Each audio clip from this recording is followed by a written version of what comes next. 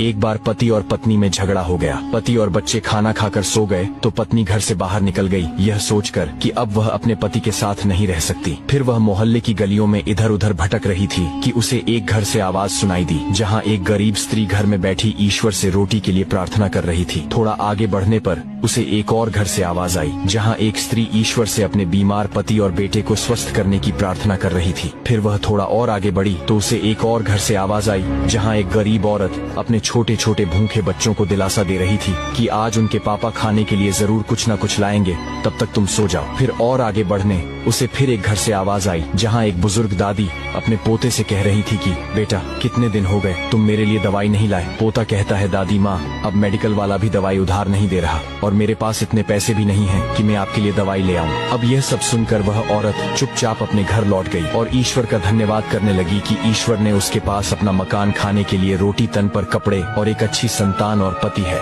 वह औरत सोच रही थी कि उसकी जिंदगी में कितने दुख हैं, मगर जब उसने लोगों की बातें सुनी तो उसे यह एहसास हुआ कि लोगों के दुख तो उससे भी कई ज्यादा है। दोस्तों, कठिनाइयों के बावजूद अपने जीवन के सकारात्मक पहलुओं को देखना और उसकी कद्र करना सच्ची खुशी की कुंजी है। हर किसी के जीवन में संघर्ष है, लेकिन जो हमारे पास है वह भी